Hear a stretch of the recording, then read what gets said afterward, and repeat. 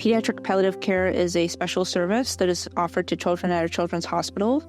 We are a team made up of social workers, nurse practitioners, physicians, and we work with our chaplains and child life specialists to meet families and children as extra support during critical illness. The word palliate actually comes from the Latin word for cloak, and I always think of it like we're an extra cloak of support that adds to the care that all our families receive, and sort of to help them in recognizing that being in the hospital and having illness is really hard, and how do we help families who are struggling with these things manage as best as possible. One of the misconceptions that I think people think about with palliative care is that palliative care is about death and dying. And really, I like to think of palliative care when I speak with families as about life, and how do we allow our families and our children to live the best lives possible, even as they may be dealing with chronic or complex illness.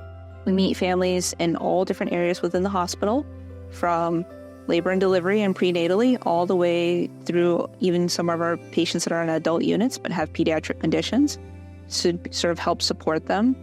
And one of the things that we help in thinking about support is how can we help this family's individualized experience be better here in the hospital? When I tell families support, a lot of them are like, I don't really know what that means. And so I tell them support looks different for every family, because every family is very different in how they are coping with their illness or with their hospitalization.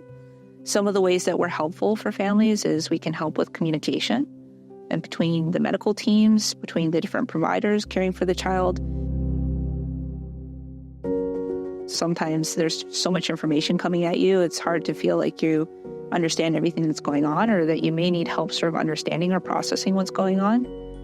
We help with thinking about really challenging decisions, and we meet families who are sometimes faced with, these are your options, A, B, and C, and it's hard to know sometimes what is the right option or what makes sense for them as a family.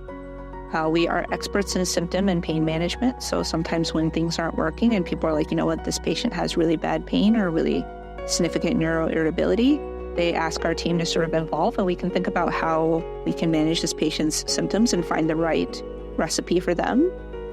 And we also help families in supporting siblings who may be outside of the hospital, who can't be here in the hospital to understand what's going on with their brother, sister, loved one. What drew me into the field of palliative care? I think it's sort of the same things that drew me into the field of medicine. You know, when I was in college and I was trying to decide what to do, I was debating between being a teacher and going into medicine. And what really changed it for me was actually getting hospitalized. And I'm not saying my experience is in any way equivocal to what our families and our patients experience, but being in the hospital and being on the other side as a patient is really scary. There's this sort of sense of like lack of control and helplessness, and this feeling of like, how do I know what's going on? How do I make decisions for myself? How do I understand where things are going in the future? And that is pervasive and just one small drop in what most of our families and our patients experience every day when they're here in the hospital. And one of the things that I wanted to do was how can we make that better for the families that we meet, so that hopefully, even though there's a lot of uncertainty, how do we sit in that uncertainty with families and help them feel supported even as they're trying to face a future where things may not be clear?